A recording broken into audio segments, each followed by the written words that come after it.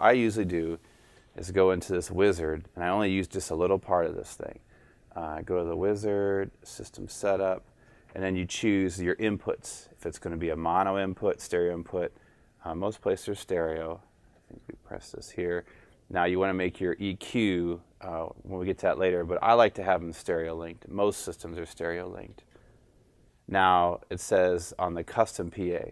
So sometimes you're going to pull this open and it's going to have all these weird brand names.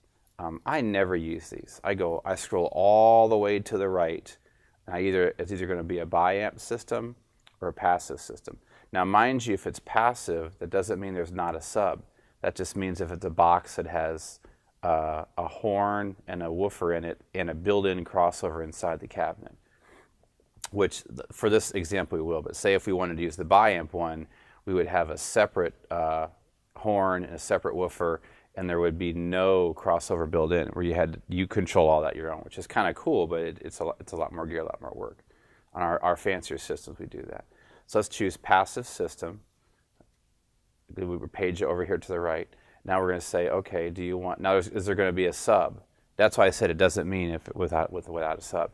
So you'll say, yes, we will have a sub, and let's just go ahead and make it stereo, but typically I like to do our jobs where it's just mono in the center of the room. All right, let's go here. Now, once again, the amplifier. By default, it might try to make you choose one. It's always stuck on the crown because DBX makes this, it's a Harman product. I don't like any of these presets. I'm not even sure what they do, honestly. I go all the way at the end of custom, which is basically nothing. This is low amplifier, once again, nothing. And it says, okay, load the new program. So if we press this, it does some thinking, then it loads it up. All right, and press next to continue. Now, this is where I stop. I never use the Auto EQ wizard. I never use the AFS wizard.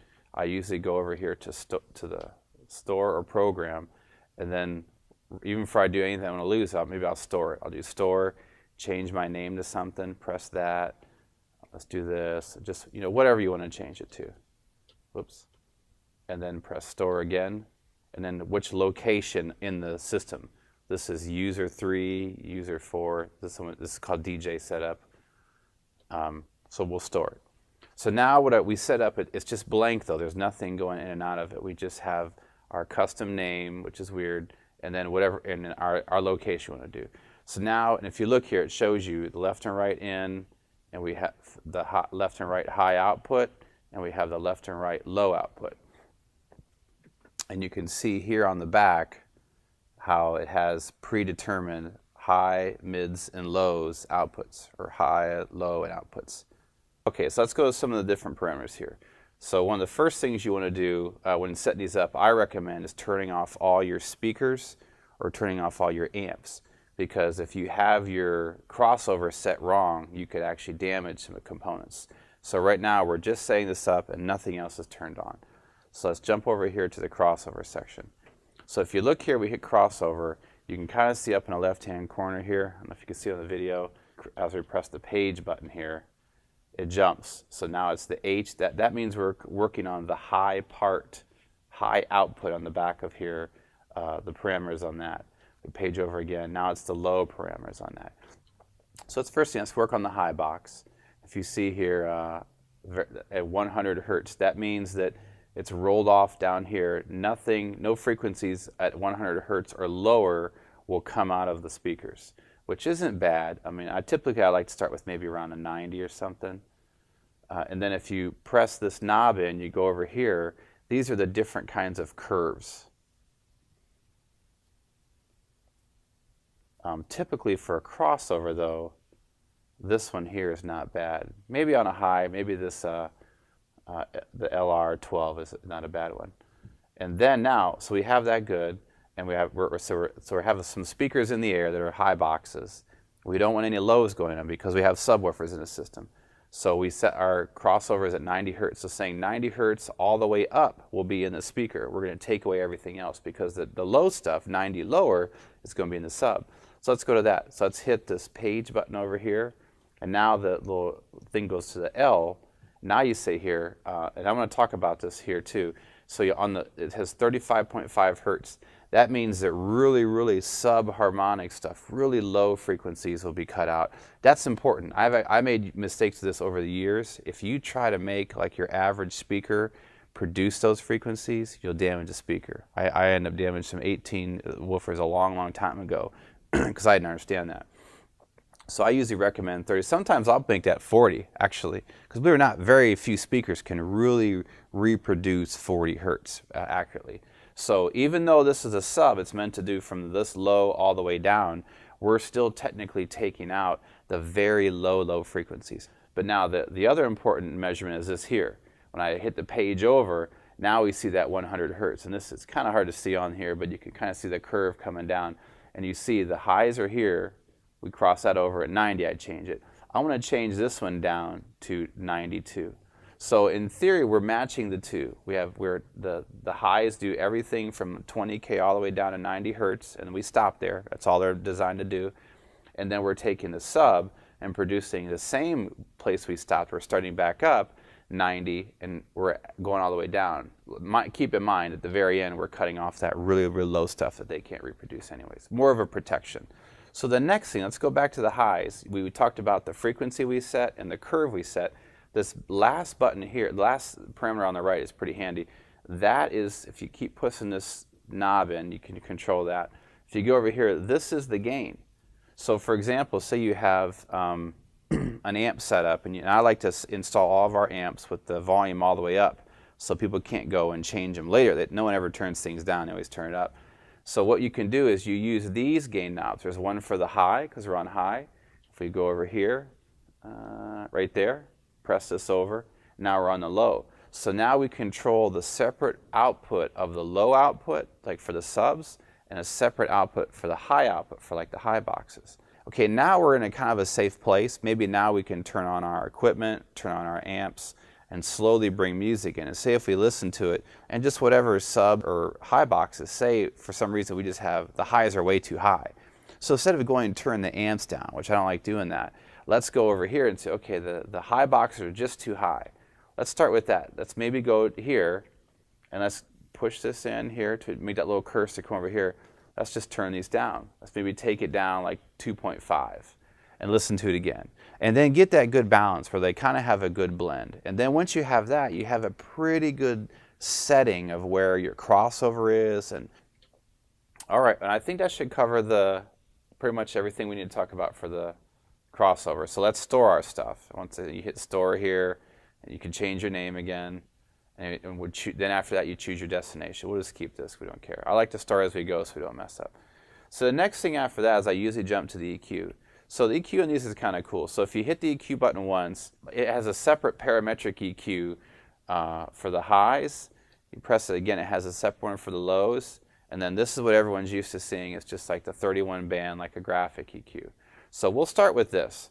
So what you have to do, you have to turn it on first. Turn the knob, and then the GEQ turns on, and then I press the page button, and then it says here, this is our first filter. And as we turn this, it says, okay, this is 100 hertz. Now if we press the knob in, move up to the volume, just like in a crossover, now we either boost 100 hertz or we minus 100 hertz. Let's press the button in. Now we're adjusting the frequency again. You can see the little slider moving back and forth. Let's boost this 400, which is usually an annoying frequency, so we probably won't. And say for some reason there's too much 2K in the room. And these settings you'd have to use like some kind of smart or something, or you could do it by ear. We used a couple of different methods for this, but that's the basics. That's how you'd set that up. Now the next thing I like to fiddle with is the compression limiting. Actually, when we deal with processors, there's really only three things that I'm interested in. One is crossover, because you have to separate the highs and lows. Two is EQ, because it's nice to have some good EQ built in the system to compensate for the speakers of the room. But the most important for me on the investment end of it is the limiter and the compressor, so we can protect the equipment. Our clients have situations where they're not professionals that run the equipment. It just might be, a volunteer or whoever. And we want to make sure they can come in. If they make a mistake, they crank something too high, get some really nuclear feedback, we don't damage components. So the compressor and limiters are a big deal for us. And now I want to place some audio in there so you can kind of see how that'll work.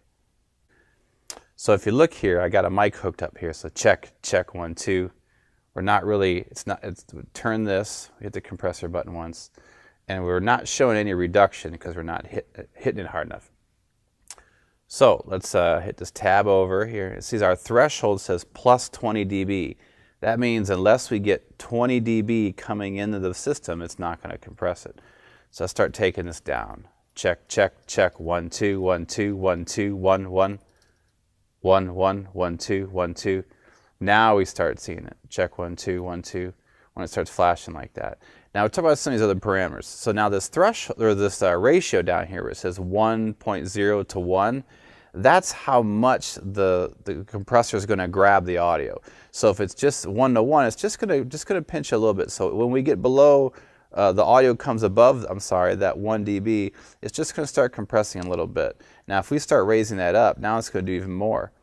Now if you're using this for protection, if you set this to infinite, that's saying that it will not allow audio to go above 1 dB. Not the best thing to do on this kind of, on a drive rack, or maybe on our higher end processors, we set a limit like that. We call that like a brick wall or more. That's more of a limiting feature. These don't sound very good like that. You actually kind of crunch them. So usually like a 15 or 20 to 1 is a good setting. That'll really kind of protect things going in. So check 1, 2, 1, 2. Oh, there we go. Now we're starting to see it. So let's take this back down. Check 1, 2, 1, 2. There we go. Check 1, 2, 1, 2, check 1, 2. So that line coming across is actually what we're reducing, what we're compressing. We're taking away from the audio. That's a little too much for me. If someone's just talking to a system and we're getting this much, it's a little too much. So it looks like that 0 actually, which is odd, it seemed like it works pretty well. So let's hit the compressor button again. And now what's cool is we can do the same limiting feature on the highs and lows. So let's go to, let's limit the highs, for example. So these are just this is just the output. There's just the highs, like the high boxes in the air. Check 1, 2, 1, 2, 1, 2, 1, 2, 1, 2, 1, 2, 1, 1, 1, 1, 2, 1, 1, 2, 1, 2, 2, 2, 2. So there, we're still a little too much for me on the more on the limiting side, more protection. So maybe if I'm setting up a system, I'd rock the system as loud as I want it to go, or I start hearing like, the speakers just really can't do much more than that, and then start taking this down. Start taking away, taking away, taking away. Okay, just as taken away. So if someone comes in and rocks it through the roof, they can't damage anything because that's as far as it goes. Let's do the same thing to the lows. Now you can kind of see some of the lights here that limit us. So as we check 1, 2, 1, 1. You can see the highs here are limiting, and check 1, 2, the lows are limiting too. So if we tap the mic, or the low is kind of doing the whole thing there. All right, and then after we get our setting, let's just go over here and store it.